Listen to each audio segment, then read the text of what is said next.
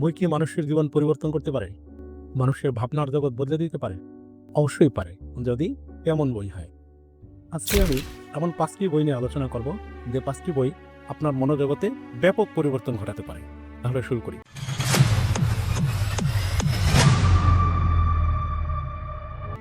আমাদের লিস্টের 5 নম্বর বইটির নাম সপির জগৎ। লেখক ইস্তান গার্ডার। কে তুমি?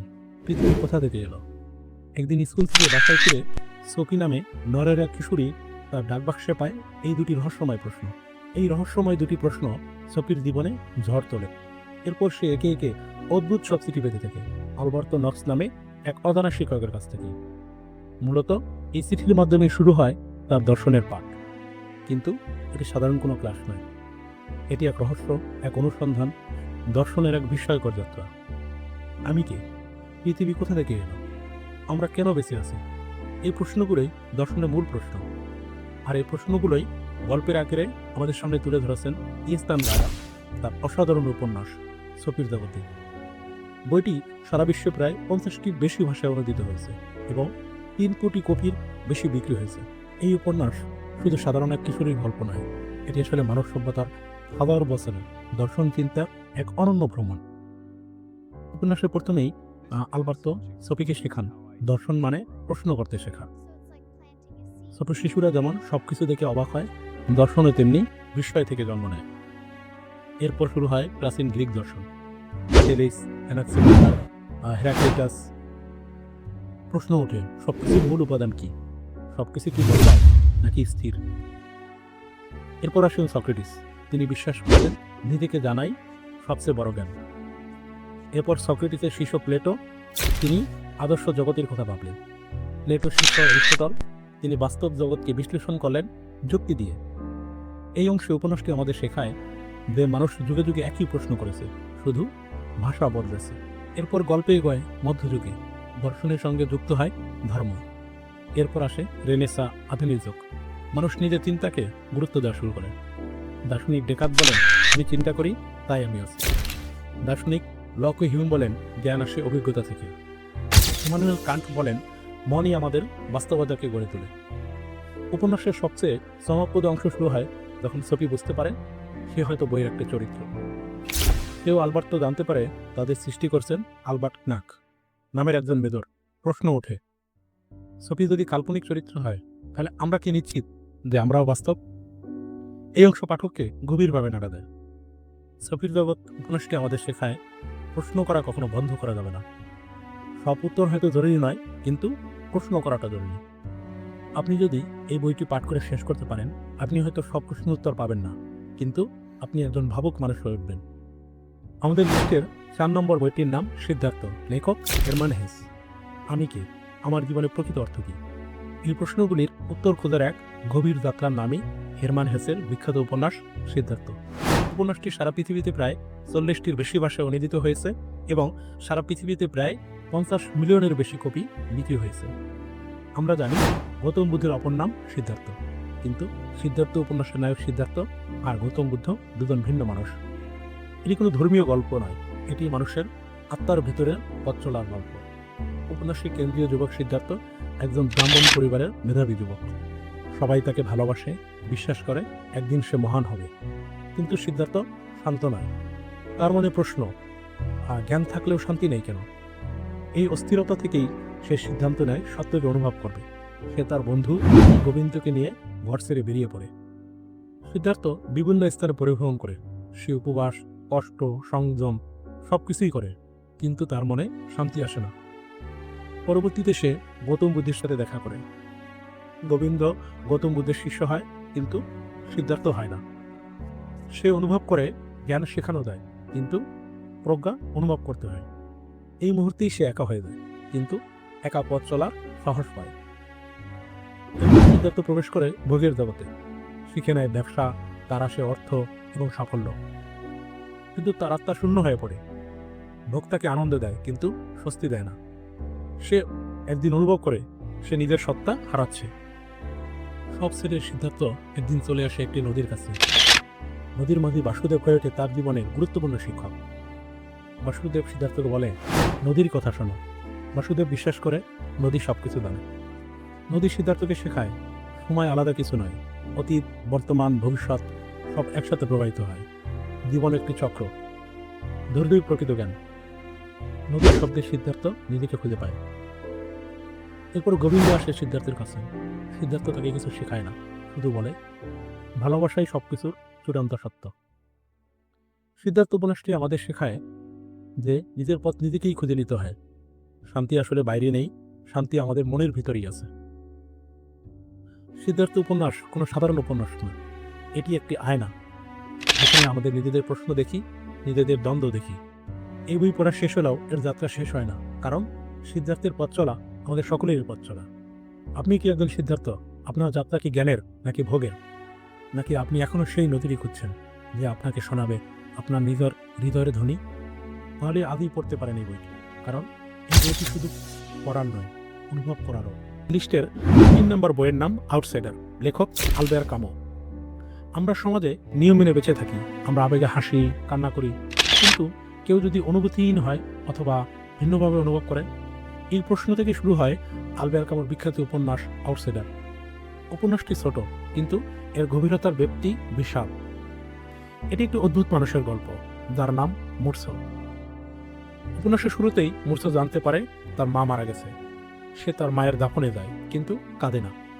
সে রোদ, ঘাম, ক্লান্তি সব অনুভব করে, কিন্তু শোক প্রকাশ করে না। এই আচরণই সমাজের চোখে তাকে অমানবিক করে তোলে, কিন্তু মুরসো মিথ্যা অনুভূতি দেখাতে চায় না। সে যেমন অনুভব করে তেমনই থাকে। মায়ের মৃত্যুর পরদিন মুরসো সমুদ্রে যায় সাঁতার কাটতে। সেখানে মারি নামের একটা মেয়ের সাথে তার পরিচয় হয়। মেয়েটি তাকে বিয়ে করতে চায়। মুরসো জানায়, আমার আপত্তি নেই। ভালোবাসা, বিয়ে, ভবিষ্যৎ এসব মুরসোর কাছে কোনো অর্থ বহন করে না, কারণ সে সমাজের চোখে একজন আউটসাইডার। উপন্যাসের মোড় ঘুরে যায় সমুদ্র সৈকতেই। প্রচণ্ড রোদ, তীব্র আলো, ঘাম সব মিলিয়ে মুরসো একজন আরব যুবককে গুলি করে মেরে ফেলে। কিন্তু এটি কোনো পরিকল্পিত খুন নয়। মুরসোর ভাষায় সূর্যই যেন গুলি চালিয়েছে। এখানে কোনো বিদ্বেষ নেই। আদালতে মুরসোর বিচার হয়, কিন্তু সবচেয়ে অবাক করার বিষয়, মুরসোকে দোষী সাব্যস্ত করা হয় তার খুনের জন্য নয়, তার আচরণের জন্য। সে তার মায়ের মৃত্যুতে কাঁদেনি, সে সমাজের নিয়ম মানেনি। আদালত আসলে বিচার করে একজন মানুষের ভিন্ন হকে। মৃত্যুদণ্ড ঘোষণার পর মুরসো প্রথম আবেগ অনুভব করে। সে বুঝতে পারে জীবন অর্থহীন, কিন্তু এই অর্থহীনতা গ্রহণ করার মাঝেই মানুষের মুক্তি। শেষ রাতে সে চায় মানুষ তাকে ঘৃণা করুক, চিৎকার করুক, কারণ তখনই সে নিশ্চিত হয় সে বেঁচে ছিল। আমাদের শেখায় জীবন কোনো পূর্ব নির্ধারিত অর্থ বহন করে না। সমাজ মানুষের ভিন্ন হওয়াকে মেনে নিতে পারে না। কামু এখানে দেখান অর্থহীনতার ভিতরেই মানুষের স্বাধীনতা। গল্পটি সহজ নয়, কিন্তু আমাদের প্রয়োজনীয় গল্প। এটি আমাদের প্রশ্ন করতে শেখায়, আমরা যে সমাজে বাস করি, আমরা কি নিজেদের মতো করে বাঁচি নাকি সমাজের নিয়মে বাঁচি? মুরসো আমাদের মতো হতে চায়নি, সে সমাজের নিয়ম মানেনি, তাই সে একজন আউটসাইডার। আপনি কি একজন আউটসাইডার? আমাদের লিস্টের 2 নম্বর বইয়ের নাম অ্যালকেমিস্ট, লেখক পাওলো কোয়েলহো। কয়েক দশক পর পর পৃথিবীতে এমন একটি বই বের হয় যা পাঠকের মনে ব্যাপক প্রভাব বিস্তার করে। পাওলো কোয়েলহোর অ্যালকেমিস্ট তেমন একটা বই। বইটি পৃথিবীব্যাপী প্রায় 25 মিলিয়নের বেশি বিক্রি হয়েছে এবং অনুদিত হয়েছে প্রায় 50টিরও বেশি ভাষায়। সান্তিয়াগো এক রাখাল ছেলে। একই স্বপ্ন সে বারবার দেখে, মিশরের কাছে লুকানো সম্পদ। স্বপ্নের অর্থ জানতে সে যায় একজন জিপসি নারীর কাছে। পরে দেখা পায় এক রহস্যময় বৃদ্ধের, যিনি সালিমের রাজা। বৃদ্ধ সান্তিয়াগো বলেন, প্রত্যেক মানুষের একজন পার্সোনাল লিজেন্ড থাকে, নিজের সেই পথ অনুসরণ করাই জীবনের আসল উদ্দেশ্য।